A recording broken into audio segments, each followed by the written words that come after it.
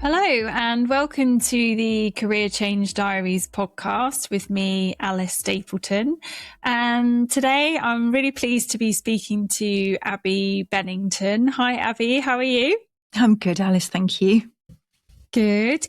Thank you for joining us. So Abbie is a career changer, obviously. We're going to hear all about her journey. So originally she was a senior producer at BBC News at 10. So really keen to find out a bit more about that, and worked as a producer for the BBC political editor before walking away at the height of her career to retrain in food and wine. And she's been working in wine education, hosting and judging the last 16 years before now marrying the political world with her wine knowledge to release a brand new podcast that combines both worlds, which is called Vintage Politics. So do check that out, and we'll obviously hear much more about that. So Abbie, very diverse career and quite a drastic change. So it would be really interesting to hear all about that. So first of all, tell us a little bit about how you got into the BBC and that whole original career. Where did that all start? Yeah, I did. Well, thank you for your lovely introduction. So yes, I left university. I went to Durham. Actually stayed on and did a master's in coinage. That's another story. But I couldn't see myself working in a museum looking at coins. What's although coinage? Old Roman coins. It's called numismatics, the study of ancient coinage. Yes. So I did finished off and stayed on and did a master's in that. And then I thought, it's really interesting, but I don't think I can't see me doing it as a career. And then I met someone else at university who became a sports journalist actually. And they went to a journalism college, and I thought, ooh, now that's interesting. So I did a year's broadcast journalism, London City University. And then from there, I applied to work in local radio for the BBC. I think it was much easier then. It wasn't easy to get in, but I think it's much easier than it is now. I think things are very different. So, yes, I ended up being a local journalist in the Northeast at what was BBC Radio Cleveland, and it's now called BBC Radio Tees.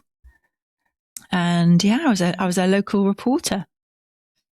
So did you just see that advert online, or I honestly can't remember. I think I did some, as part of the course, you could go and do sort of work placements, and I did some local work placements in Bristol because I was family were in Bristol. And then I think I must have seen that there was something going up in the Northeast again, and I'd had a lovely time up there, and I thought, oh, okay, I'll apply for that. And I was lucky to get what they call a full-time job, BBC job, staff job, which I think is very rare now. At the time was pretty rare, so it used to be attachments where you sort of get placements. But I got a full-time job, BBC Radio Cleveland, and that's really where it all started. Out canvassing people on bus stops and all sorts. So that was off the back of a friend doing something like that, and you just thought, no, cool. I don't think I wouldn't say that. No, it was a hard, pitch to try and find. I felt myself, friends of mine who were doing the same course. Some people went to Channel 5, some people went to Channel 4.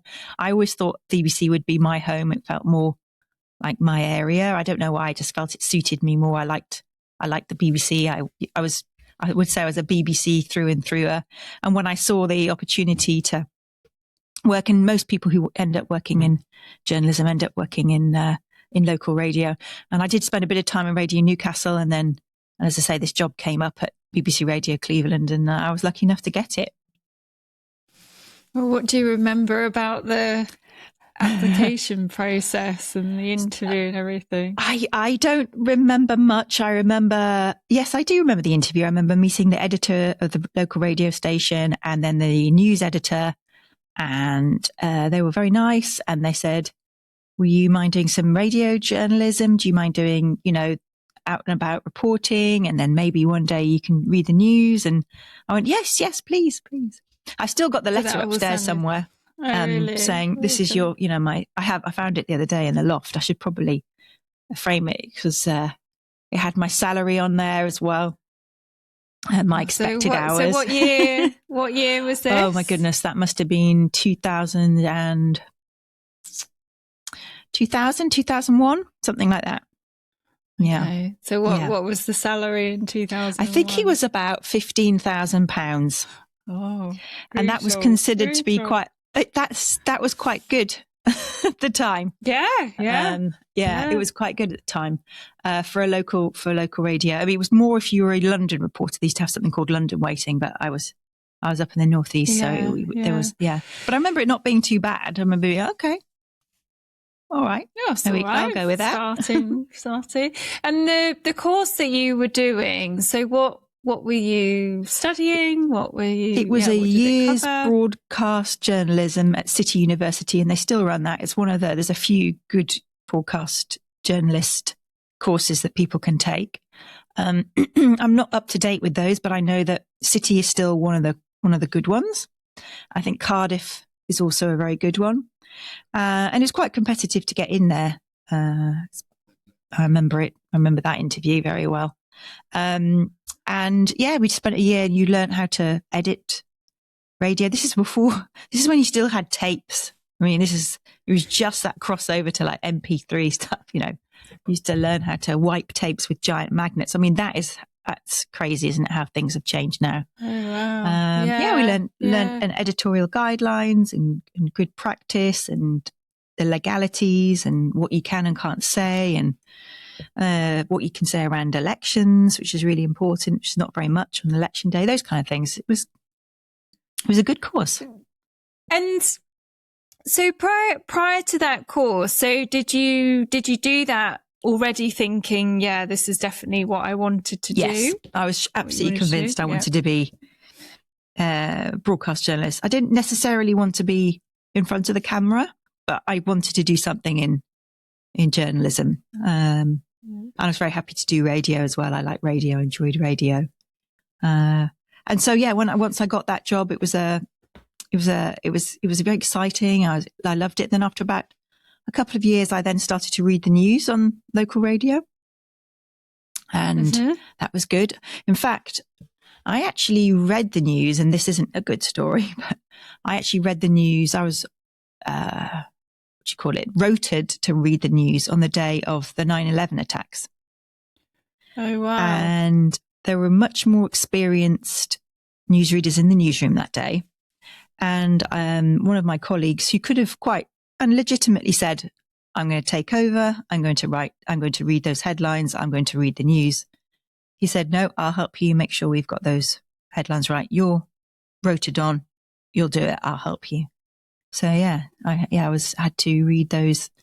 Used to write 3 headlines for the news bulletin, and there used to be 3 different ones. But I remember very clearly we had to write 3 headlines, and it was all 3 about the Twin Towers and what happened thereafter. What was that like for you? It was. I just didn't want to make a mistake. I mean, I know it wasn't national news, but there were thousands of people listening. I knew that there were probably tens of thousands of people were listening, and a lot of people get all their news from local radio. It's very, important part of the community. And I just didn't want to fluff my lines. That's what I remember really clearly is I didn't want to kind of stumble. Big responsibility. Yeah. I suppose.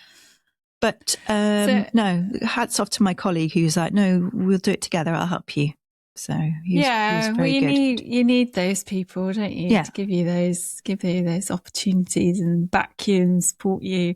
So how long were you doing that for? I think what happened, so it's probably, I remember very clearly because after about 3.5, 4 years, I really wanted to leave local radio.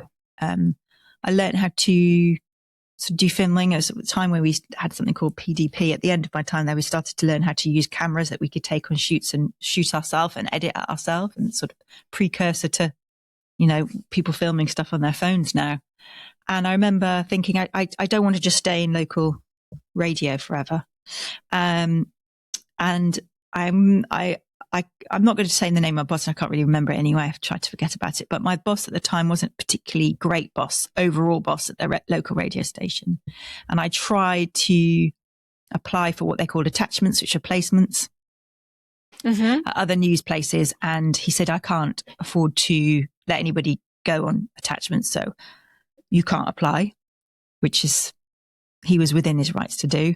But after about a year of trying to get places, I was like, he's never going to let me apply for anything. And I saw an email came through, and it really, really should change my life, this email. And it came through, it was an internal email, BBC, and it said, calling all reporters, journalists within the BBC, write 300 words and no more than 300 words why you want to work on the 6 o'clock news. So I was like, So I wrote these 300 words. I didn't tell my boss.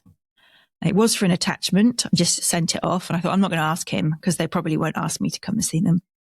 And then I got a message saying, yep, going to come down for an interview. So I had to go and tell my boss. He said, well, you can't go.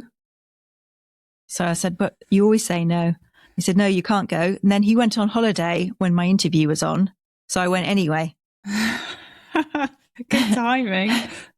And I went down to Television Centre. Now it's moved into to Oxford Street, really. And I went to Television Centre. It's now a load of flats. And I went there, and I was totally blown away by it. Did my interview, and as I was on the train back to the northeast from King's Cross back up to Durham, I had a phone call from the editor of the 6 o'clock news, and they said, we'd like to offer you the job. I said, but it's not a job, it's an attachment. He went, no, we're going to make a job. We'd like to give you a job. Oh, right. So I was like, brilliant. So I went and told my boss. He said, I didn't say you could apply for that. I said, it's okay. I don't need your permission because I actually got a job. And do you know what he did? He said, no, you can't go. I said you couldn't have the attachment. I said, but I have got the job and it's not an attachment. He said, I don't believe you. So I had to get the editor, the 6 o'clock news. Jay Hunt was her name, and she emailed him. And she said she has got the job, and I'm within my rights to offer her a job, and she is within her rights to leave. So I did. God. So it was quite a dramatic. I can only hope that was a sign of the times, and that it's a nightmare. Yeah, I mean, it's 20 odd years ago. That must have been quite a nice feeling to be like, okay, fine, here. It was a nice feeling. Yeah. Yeah. God, that must have been quite a big step for you. So did you have to move and everything? I was living with a serious boyfriend at the time, actually, in the northeast. And then I said, I've got this job, and I just traveled back and forward. I went down Monday to Friday. Oh, right. And I think I did that for about a year, and then it didn't really work out. So I ended up staying down there all the time, and I moved out, and we split up as that wasn't really going to work. And so, then I was a producer on the 6 o'clock news. Really exciting. I love the 6. I really love the 6. It was good. It was good fun. Yeah. So tell me, as a producer, it's one of those words you sort of roughly assume what a producer does, but tell me in your words what the role involves and sees you doing. So producers, it's a good phrase. A producer means lots of different things in different fields. But certainly a producer in TV news, which is what I was at the time. Excuse me, I'll have a little sip of water. Mm-hmm. So being a producer in television news meant that you essentially, every morning you would come in, you'd have an idea based on the stories, the importance of the stories of the day, what stories you'd be covering or you'd be working towards making, and what we used to call packages. So when you watch the television news now, it's a 3-4 minute story or less on any story. Say, so it might be the National Health Service or, a party conference or what have you. And they're all called packages. And you'd be assigned to one of those topics or more than one, depending on how many people were in. And you'd spend the day working with a correspondent, trying to get interviews, create graphics, write scripts, all for that deadline of 6 o'clock. So you kind of make it happen. You're a doer, a fixer, a sorter. And usually you would work hand in glove with a correspondent, whether it's a health correspondent or a science correspondent, foreign correspondent sometimes, depending on what the stories were. And you'd work all day on that story. And sometimes there used to be a terrible phrase. One of the editors used to say it, and it was a horrible phrase. And I'll repeat it, but it's not a very nice one. Sometimes they would drop your story and you'd been working really hard on it. And they used to say, you can't be afraid to kill your babies, which I always remember thinking was a horrible thing to say. But what it meant was you can't get too wedded to it. Yeah. They could drop it and then you do something else. And then that did happen, of course, because events take over. And the sort of that's quite terror threats and all sorts. Cycle. Yeah. Well, I imagine you've put all that effort in, and then if something else comes along, I guess it just gets blown out the water. So how long were you doing that role then? So I was at the Six for a few years, and then they started lending 6 o'clock producers to the 10 o'clock, which is the flagship, which is the big show, the one that's the most watched bulletin. And I never really wanted to do the 10 because it was worse hours. You'd get in at sort of 8 and you'd leave about 11. So, and you'd be working all day towards 10 and you get home and you'd be a lot of adrenaline. But it was called, what they used to run, what they called a 7-day fortnight. So you used to work 7 days on and 7 days off. So it sounds great. It wasn't that great. It sounds great. You think, you get 7 days off, but it didn't really work out like that. But in theory, that was the thought. And then, they started lending me more and more to the 10. Anyway, I don't know why, but anyway, I ended up doing more and more 10 o'clock news. And then there was a job came up. One of my colleagues was pregnant, and she was the producer for the BBC political editor, Nick Robinson, who now presents the Today programme and has a recent guest on my podcast, my old boss.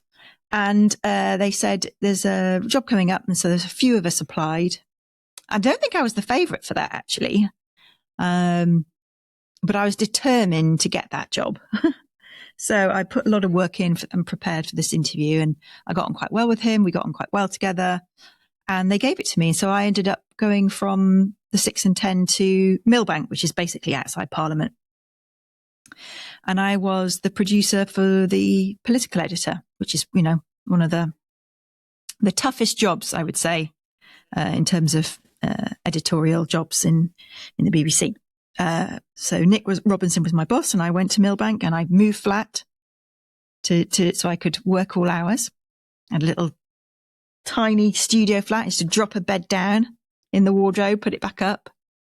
But it was like 5-minute walk around the corner to work. And there I was.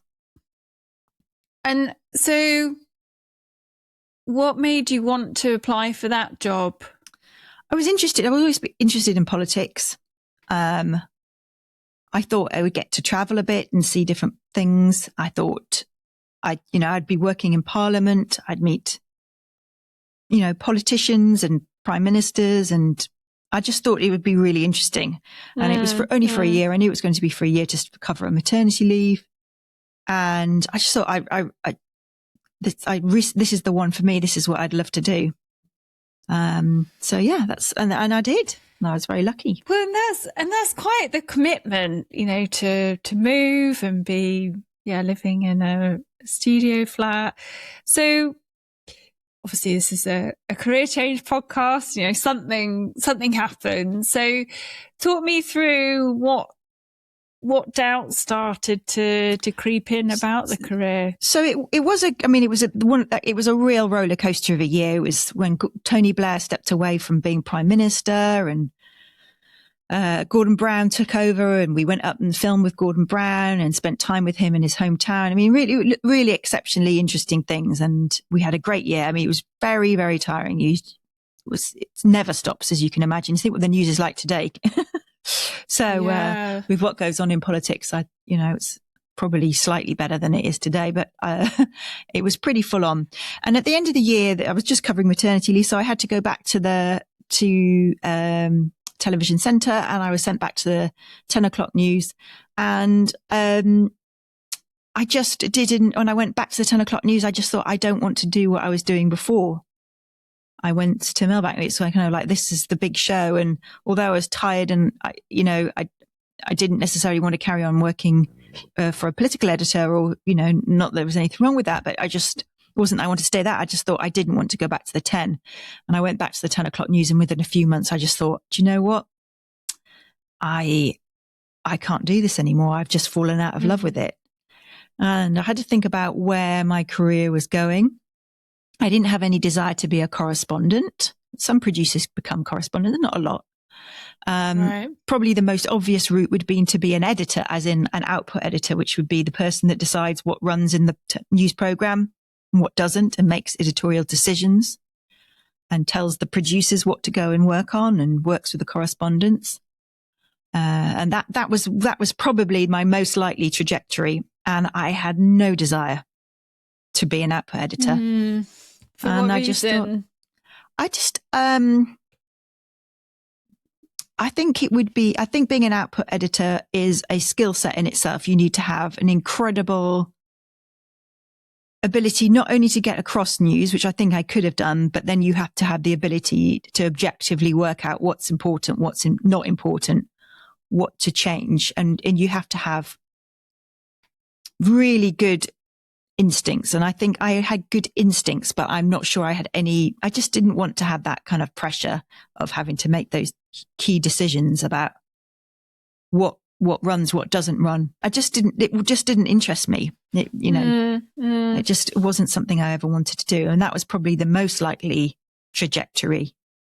So yeah, and also I sort of, by then I was a bit tired and really wet. I worked my socks off, and then I just got a bit sad, and I just thought, I don't want to go back to doing the 10 o'clock news. I don't like those hours. I could be doing anything. Yeah. Every day in another mountain. Yeah. Yeah. Well, and how long did you sit in that space of not knowing what's next? I think once I knew that I had to go back to the 10, and then I went back to the 10, and I looked around, I had looked at other things to do at the BBC, and I just thought, there's nothing at the moment that I want to do there was nothing available that I really wanted to do. And as I said to you, I couldn't sit it out and become an editor. I didn't have any joy. I just got a bit low. I got very low. And I thought, this isn't not how I wanted to have my career. This isn't what I wanted to do. And so my sister was the one. She said, you're miserable, and I think you should just do something. You love food, you love wine. We've done a few wine courses together. You love food, you love wine. I think you should take what you've earned, which wasn't huge amounts, and I think you should go and do a year's food and wine cookery course at Leith's, which was in London, and just be brave. And I think something great will come from that. So that's what I did. I went into the editor of the 10 o'clock news, and I said, I'm leaving. And he said, oh, can we talk about this later? I went, no, I'm leaving. Right. I'm telling you today. I'm going to be gone in a few months. And I applied to go to the Leith's thing. I remember hovering many times over the post box with my application. As that was the hardest thing, putting it in the post box. So what was the hesitancy? I thought, what am I doing? This is mad. I'm walking away something brilliant. Why don't I just sit it out, wait it out? But I wasn't very happy. So I had to do something. So I it was a big thing to do. It was a big, real leap into the unknown. And then I got into Leith's. I mean, it's not hard to get into Leith's, but they said, yeah, we can there was a lot of mature students. We'll do a year's food and wine. So I thought I'll end up having my own little business. I'll learn how to cook really good food. I was a pretty good cook anyway. And I'll have my own little business. I'll have a catering business, or I'll be a chef. So I went to the Leith School of Food and Wine. That was the thinking at that point. That was the thinking at that point. So that's what I thought I'll do. Yeah. And then I was in a mature group, and I'm still friends with a number of those people that I met on that. It was an incredible year. Well, one of the best years I've ever had in my life. Absolutely brilliant. In what way? It was just, the lectures were great. Learning about butchery, learning about fine cake making, and I still make cakes on the side now, actually. I make wedding cakes and celebration cakes for people sometimes. Oh, amazing. And I learned the theory about things, and we used to have great lectures, like cheese specialists. I mean, it was just brilliant. It was like the best year. And the people that I met, who are still my friends, who've now godparents to my children, that's how much those people meant. Oh, wow. Yeah. And when you say mature, so were they all planning a career change too? Yes, a lot of people were doing career changes. Yeah. So we fell into two cohorts. It was kind of like 17, 18-year-old sort of young women and men who didn't want to go to university or couldn't go to university and thought they could go and learn to be cooks. And then there was the other group of sort of 30, 40, even 50-year-old plus people who they put us in that cohort, and we all had our classes together. And I was in that group, and they were brilliant. Yeah, and really very strong friendships. I see them regularly now. Yeah. So you said that was a year? That was a year. Full time? Full time a year. So did that. And then at the end of the year, I thought, oh God, what am I going to do? At the end of the year, a couple of things happened. One thing was you had to go, in part of the course, you had to go and work, or they asked you to go and work in a Michelin star restaurant. And there were a couple you could sign up to. So I signed up to a couple. And then, so I went to work in one of the Michelin starred restaurants, two actually, just for a night. And then I went to work in the second one. It was full on. And the second one I went to, my friend who's one of my godfathers said to me, oh, Abs, you've got to go to this restaurant. He's Australian. Got to go here. The guy's great. Great head chef. He was a great guy. So you got to go meet the chef. And I thought, well, I heard he's quite fiery temper, this chef. I said, well, I'm not sure. I hear he's a bit fiery. He said, oh, he's a great guy. He's a great guy. Just feeds you the whole night. So I went and worked at this restaurant, and I met the head chef. And he did feed me a lot. He told me I was chopping my tomatoes wrong. Ended up being my husband. That's another story. I didn't know where that story was going, but I didn't think it was there. No, so I ended up. That's another story. So anyway, I ended up working for this head chef at this restaurant just for one night, and then he ended up being my husband. A couple of years later. And then, so anyway, I did that. And then I went back to finish off the course. And at the end of the course, the Leeds people said, look, we've done some wine courses, but there's something called the Wine and Spirit Education Trust. And it's the benchmark, wine education program. They're based in London, but they do courses all over the world. And they said, we're doing this level 3, which is the equivalent of an A-level in wine. Right at the end of the course, we're going to do it in a week. If you want to stay on for an extra week, you can stay on for an extra week and do this course. So I did this course, and did this A-level basically in a week, and I got a distinction in it.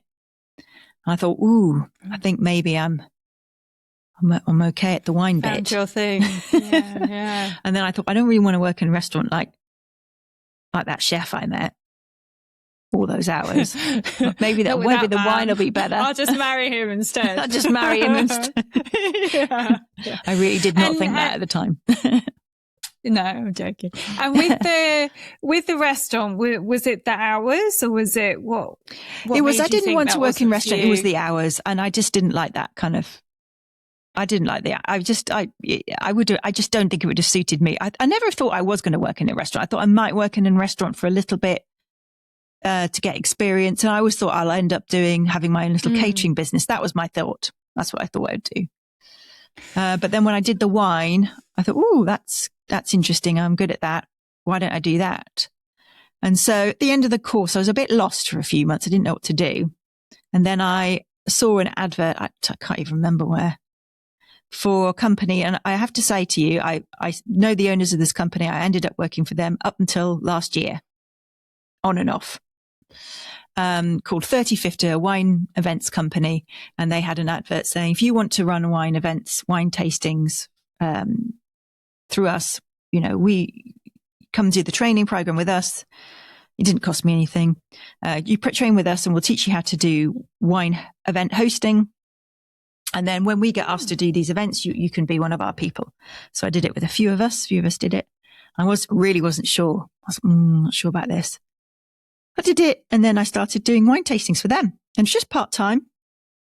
It wasn't full-time. But it was a start. And I thought, okay, let's see. And I kept on working for them and did more and more tastings for them where possible. And then I ended up getting married to that chef. And then at the end, I was just working for them doing wine tastings. And then I got pregnant. And I still ran wine tastings for them periodically through my maternity leave. So, it was never full time. It couldn't be because of where I was at the time, but I never stopped. I had a few months off. I had 6 months off, obviously, but I did go back and do the odd tasting here and there, which was a godsend. I enjoyed doing it, and I liked doing it because it was my babies were my eldest was old enough to leave on an evening, and I would go and run a tasting. My husband would look after him, and it worked well. It worked well. He could go to work, and then I could do those things. So I did that for a number of years, and then I had a second baby, and it still did it all part-time, still kept it up.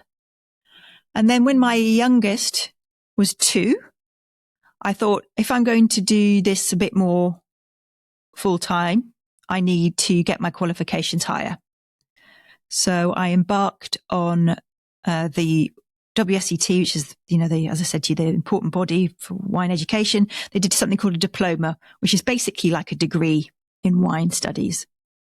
Right. And I did it online because I thought it was cheaper. And it was cheaper online. But what I didn't realize, if I've gone in person to London, didn't have to pay for the wines that I had to taste because it was part of the course. But I ended up having to pay thousands of pounds to buy the wines to taste in order to do this course. Because you had to be able to taste these different wines. And so it was a real false economy. Wouldn't recommend that. And so I did the course, diploma in wine and spirits, and got basically kind of ostensibly like a degree in wine and spirits. And that finished in 2020. Sorry. Yeah. And just with the degree, what do you? It's not a degree like. Okay, well, so is it grapes or flavors? Yes, it's everything you can think about. It's split into what they call sort of D1, 2, 3. I think 4, 5, 6. And it was wine and spirits, but basically some of them is the theory. There's a viticulture, so understanding vines, vine growing, the business of wine. So you have to write a dissertation on that. Wine tasting and wine theory. And the biggest element is you would take an exam every 6 months as part of this thing. So one would be sparkling wines. You'd have to do a written exam on sparkling wines and a blind tasting on wines. And then the really big one was what they call the D3, and that is all the wines of the world. And you would have to learn all the major wine regions of the world, and they could ask you any question on those wine regions of the world. You'd have to write, I think, 3 essays or something in the exam. And then you also had to do a tasting of 12 blind wines. I think it was 12, yeah. And 3 were from a grape variety, but you had to guess what they were. 3 were from a region, and you had to guess the region. 3 were, I can't remember, a wine making style or something like that. And 3 were like a mixed bag, so they could have been anything. And I remember taking that exam, and it was delayed 6 months because of COVID, because obviously COVID slowed everything down. And I remember going to the exam, having to wear a mask and sitting down to a desk with all these glasses, and then thinking, how are we going to do? When do we take the mask off? Not very conducive with the old swirl and smell. Yeah. Oh. Well, so, God, who knew? I did not know that there was so much to know about wine. I mean, obviously I knew a little bit, but that's crazy. And so did you just love that? I loved it. Yeah. I mean, I didn't really enjoy the blind tasting. I found that really hard. I'd be better at it now, but that was stressful because I had to teach myself that, really, because I didn't go to in-room classrooms. So I decided to do it all online. So that was the worst bit of the exam, but passed it. I got all the elements. I passed it, all of them, first time. And and then from then really, then the company that I was telling you about, 3050, they then started getting me to teach their level 3, which is what I'd taken at the end of Leith. So I started teaching students the WSET courses. Cool. Yeah. So I taught them level 1, mainly 2s, but then once you get the diploma, you're allowed to teach level 3. So I was teaching people their kind of equivalent at the A level in wines. And I've been doing that up until about last year.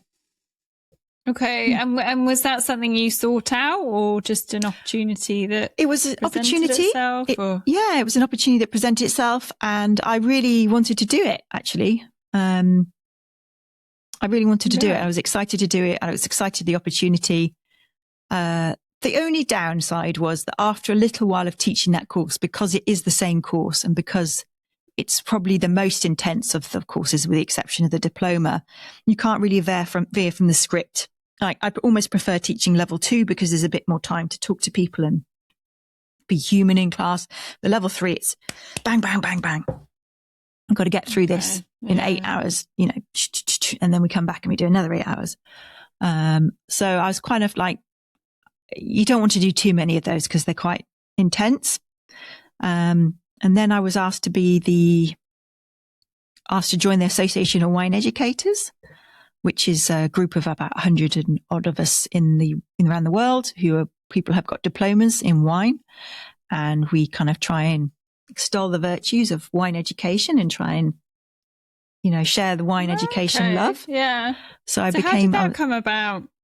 I met somebody who was a member at a wine tasting, and they said, "You're doing the diploma?" I said, "Yes." Once you've got the diploma, they say, "Come back to us and see." And so I said, "Okay, I will." So I applied, and you have to be assessed to see if you're okay at talking about wines. And it's not particularly nice, but you have to do it. And they're quite rigid, and that's fine. And I did that, and I got in. And then last year I got asked to be the chair. So I now run that. Amazing. So yeah, I'm chair of the Association of Wine Educators, and part of that role is to try and promote there's really great wine educators and trying to share that knowledge with other people. And there's some fantastic people in our group, and to share the fact that anybody can stand up in front of somebody and talk about wine, and that's absolutely fine. But if you come to us, you've got assessed professionals with real credentials behind it, which is really important in this world of misinformation. So it's good. Yeah, for sure. So you're what, self-employed? I am self-employed. I'm a sole trader. Okay. So you have like your own business. Yes. So what's that called, and what would you say? It's called ABV Tastings. And what I do is, like most things, I don't just do one thing. So now, I didn't mention this, but about 18 months ago, in concurrence, I think that's the word, with wine education, I started to gather other kind of credentials. I became a educator for Bordeaux wines. I did their training and took those exams, and I became an educator for Rioja wines and did those exams. And I just basically thought, if I'm going to get some sort of good work from this, I need to be across the major wine regions. And so I do. So I work for those wine regions. I do wine tastings, wine events. I've done festivals for them, sharing, wine education on those regions. So I do those, and I also do writing. So back to my journalism again. So I do quite a lot of wine writing now as well. So that is almost, I do more and more of that for different wine publications. So there's a wine publications, people who know a bit about wine or like wine. There's one called Decanter magazine. I've done things for them. I write for trade publications, Buyers, Harper's. I also do writing for the Italia magazine as well. So I do a lot of sort of writing, and I've also done copywriting as well for wine publications. So I do a lot of that. Not massively well paid, but I can do it from the comfort of my own home, sitting here, and I get to visit amazing wine regions and write stories about them as well.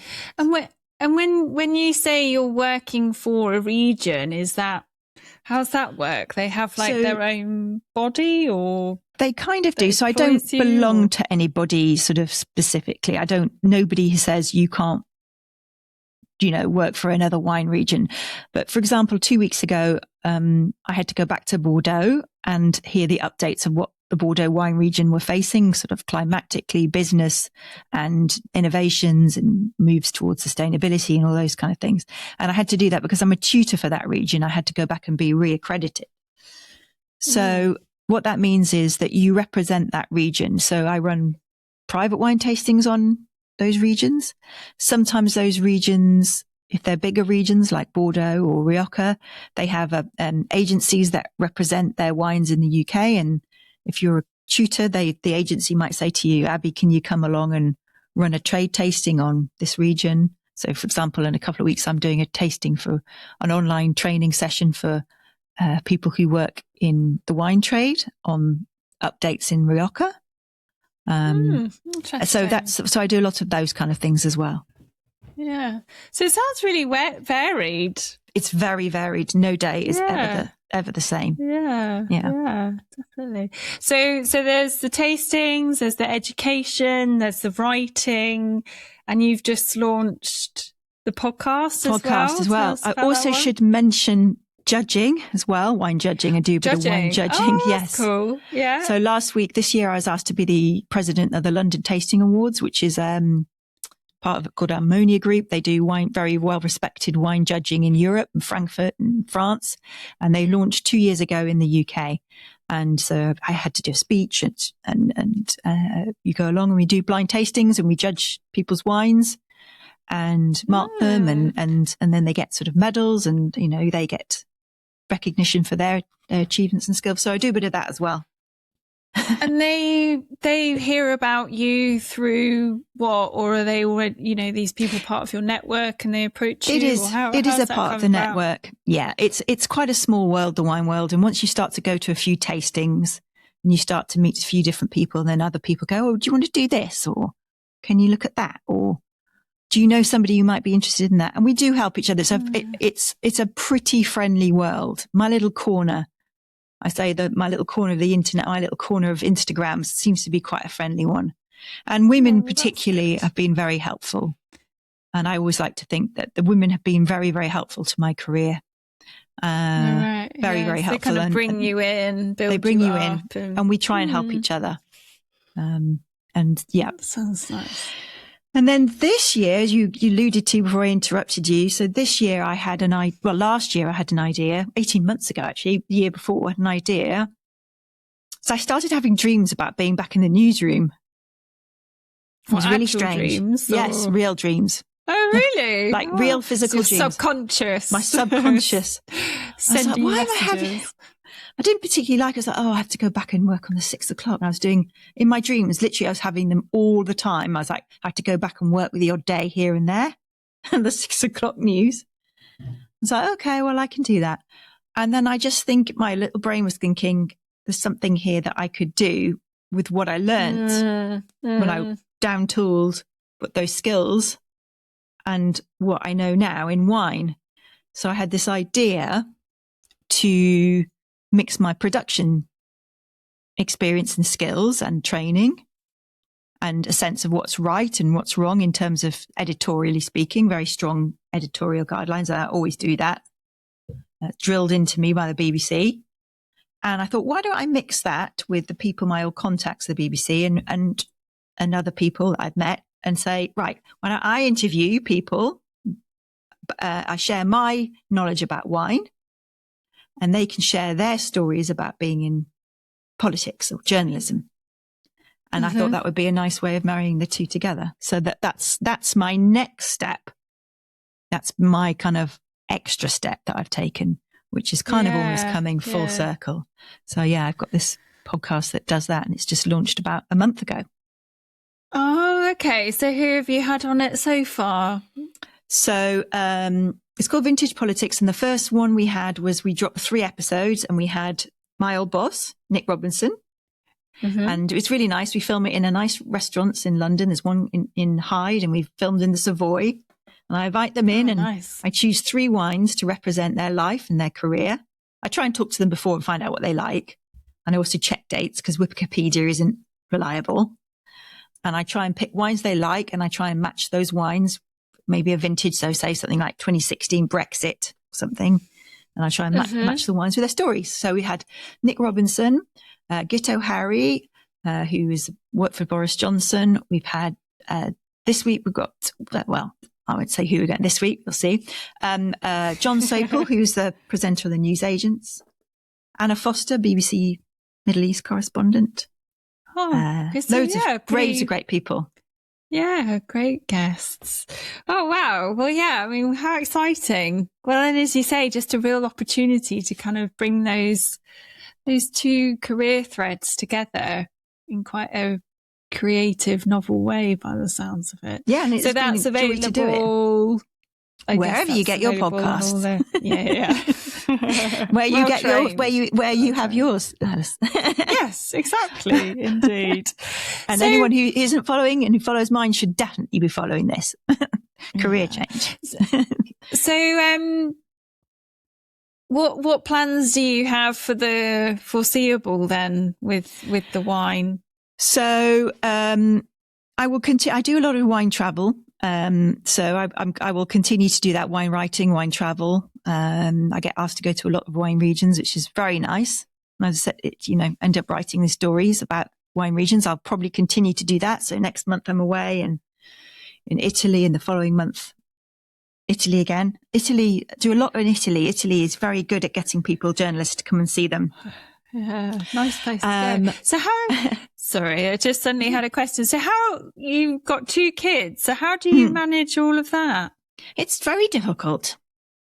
So, I generally, if I'm it's very hard. I mean, and it's hard and I don't mean this disrespectfully in any way to anybody's husband, because my husband's hugely helpful and has never, ever stopped me going on doing anything. It's always gone, yeah, let's make it work. Let's make it work. But the truth of the matter is I'm the one that organizes the logistics and it is hard. So I drop them off. I don't have family really able to help me, unfortunately. Due to their age and where we live and where they live. We have one woman who's amazing, and she helps with sort of pickups and drop-offs and what have you. And as I say, my husband tries to do the best he can when he's around, and we just muddle through, and it is literally day to day, Yeah. So tomorrow I'm filming tomorrow. I need somebody to take them to school because I have to leave early, but then I'll hopefully be back in time to pick them up.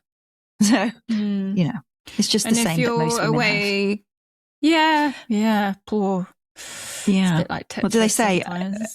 Give the job to the busiest woman in the room. She'll find a way. She'll find a way. Yeah. Yeah.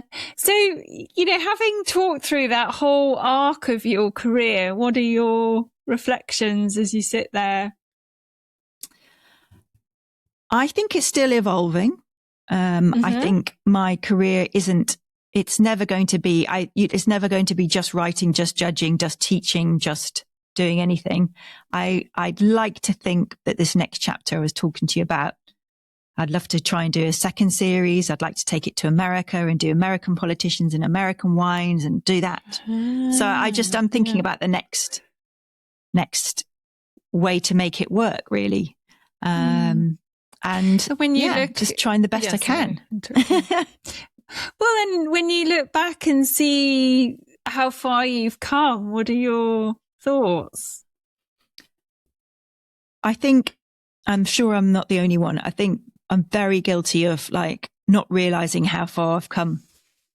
If I'd said this to myself when I left the BBC, that I'll be doing this in, 15, 20 years, well, not 20, but 15, 18 years, I would have, no, not possible. Absolutely not possible.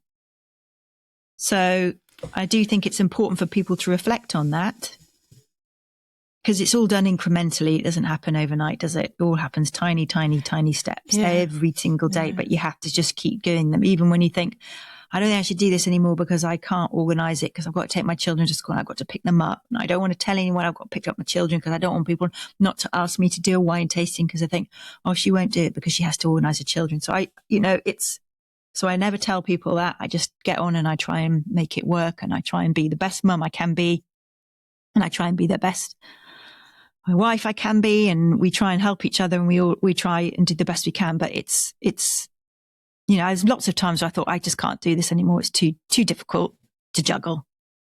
But then you kind of just do. Because I didn't want to just be a stay-at-home mum, and that's no disrespect to anybody that wants to be to be a stay-at-home mum and just do that. I would love it if that was what I just wanted to do, but that is a very hard job in itself. So I wanted to do something as well. And in those moments where you're thinking, oh, I just can't do this anymore, what do you think drives you forward? Thinking, if I don't do this, I don't want to do the other thing all the time. I don't want to just be the person that drops off and picks up children and then counts the hours in between and does all the domestic chores. And that was worse in my brain. And as I say, everybody is different. And I definitely. But I wanted to, that's not what I wanted to just do, because I thought I've got this information, I've got this knowledge, and I've really worked hard for it, and I want to try and use it as best I can. Well, you seem to get so much joy out of it as well. Yeah, I'm very lucky. I'm very lucky. I've met some lovely people, and some great people have supported me, and I'm very, very lucky. And I have a good husband, lovely children who are going to be great wine tasters one day. And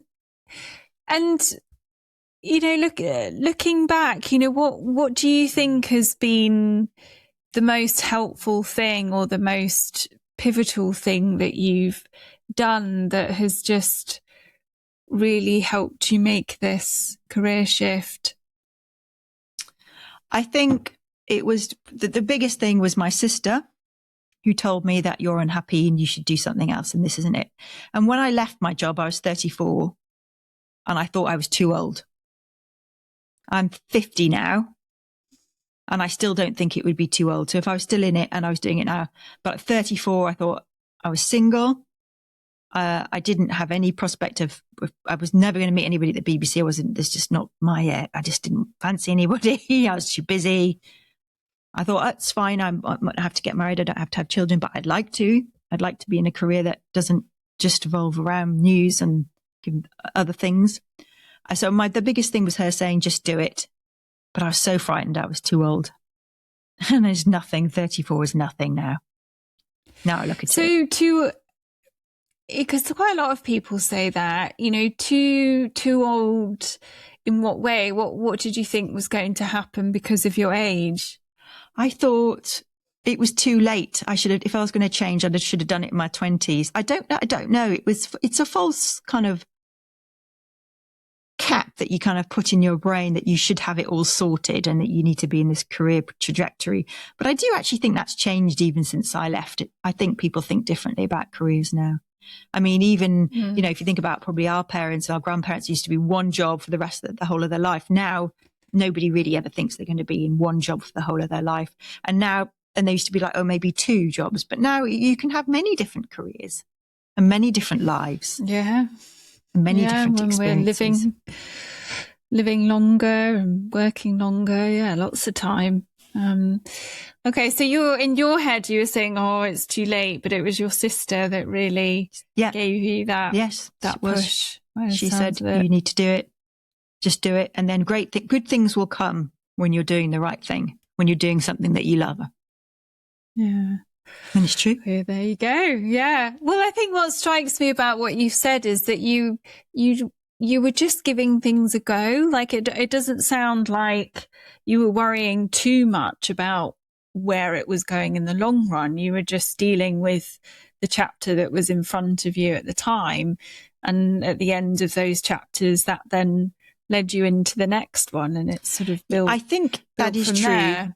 But the chapters were very clear in my own mind in one respect. I wanted to collect as many educational credentials as I could, because I didn't know where I was going to be and how it was going to work out. But I did know that if I got my diploma, if I got being an educator at Bordeaux, if I got being an educator for Rioja, if I got those things, I didn't know how, but I knew having those things would open doors for me. So that was the one thing. So I didn't know what it was going to do, but I had one thing in my mind: collect as many credentials you put, because nobody can argue with that. Somebody can say, "Oh, I've been working in wine for 20 years, or I've been doing this for 30 years." You say, "Yeah, but that's great. That's brilliant. But I can prove to you that I have taken those exams in that. So if you want me to come and talk to you about that, I'm competent and I have the wherewithal to do that." So that was the one thing I knew. And I think that's the key thing I tell anybody who wants to go into wine, is to try and get those qualifications, because that is what will always, and then it's not for everybody, and you can do it other ways. And I'm not saying you can't, but I do think having those building blocks, those solid educational building blocks, do just mean that you end up going to events with people who are also in that scenario, who are looking for people who help them, and you help them and open doors, and you meet this, I need that person and that person. But that was the one thing, what was the one constant? I thought, I'm going to collect as many qualifications as I can, because if I'm qualified, then that will open doors. And it has. Yeah, definitely. Well, then, as you say, the people you've met along the way, it's obviously really helped too. Okay, so just finishing up, what other bits of advice would you give anyone, I suppose, either just looking to change career just in general, or to get into wine? So I think the one thing I would say about wine is people get quite romantic about it, and it is a romantic thing. It is in many respects. The realities are, I mean, I never wanted to work in a vineyard. I never wanted to do it in a vineyard. I know how hard that must be. I would say people who want to work in wine, and there are a lot of people who do career changes into wine, I think you have to be very aware that unless you're sort of working for a big commercial enterprise, and I didn't do that because I wanted to balance being able to pick up and take my children to school. So I just had to do the best I could. It's not a particularly lucrative one. You're not going to, it's hard. It's hard, especially if you're somebody doing it on your own and you rely only on yourself for your own income. As I say, we don't have to just rely on my income. Thank God, it wouldn't be viable. I'd probably have to go and do something else. But if you look at it in terms of getting some income and having great experiences and visiting places around the world, and you're able to try and make that work, then brilliant. But I mean, I was never in the legal profession. So people, lawyers or people work in finance, some people are able to sort of work without an income for years and years and years. That wasn't my scenario. But people have a bit of a shock when they realize that it's really difficult to make money in wine, unless, as I say, you work for a big company. And I couldn't do that because I needed to be around for pick up and drop off, but it's a route. And people who career change, I think the key thing is, the biggest thing I would say is, even though you don't know what you want to do, if you know what you don't want to do, then that's the start. And that very true. If you know that something doesn't make you happy anymore, then you just have to think about what does make you happy. And that might be baking cakes. I did think at one point I might end up baking cakes. Making cakes made me happy. It still does. There's a lot of great people making cakes better than me. So that's, but do the things that you enjoy. And then when you start doing the things that you enjoy, other things will follow. Yeah. Well, then taking those first few steps without needing that certainty that it will go somewhere, just allowing yourself to experiment and seeing what sticks almost and where it leads to. Interesting. Okay. Well, thank you so much, Abbie. It's an absolute really pleasure. Thank you for really taking an interest in this little corner of the wine world. Yeah. Well, I'm glad I came across it. Fascinating. And something about the BBC, everyone always, I don't know, feels a certain attachment to it. So it's still quite interesting just to sort of hear the inside story. And I have a couple of clients who've, expressed interest of moving into wine. So good to get that take on it too. Well, I'm always happy to answer those questions, by the way. Yeah, that was going to be my next question. You have to pay it forward. So if people wanted to reach out to you, what's the best way to do that? Probably on if people are on Instagram, ABV Tastings is probably the best way to do it. They've got questions about how to do things, or that's probably the easiest way. But if they want to come to you and you want to vet them before you give them my personal details, that's fine too. But they can do that. So I'm on Instagram too. Obviously, I think it's Alice _career coach. Or my website's alicestapleton.com. And you must have a website as well. Yes, it's abvtastings.com. Okay. Yeah, you can find the details there. You'll be able to that's the best way. Yeah. Yeah. Well, and check out the podcast as well. Everyone's got to check out the podcast. Please check out. It's beautifully filmed. You can watch and listen. It's even got wine maps in it. Yeah. Oh, nice. So vintage politics for anyone. Yes, thank you very much. Able to check that out. All right, Abbie. Well, thanks again. And good luck with everything. Thank you. Hopefully lovely to talk to you. Okay. Thank you. Bye-bye. Take care. Bye.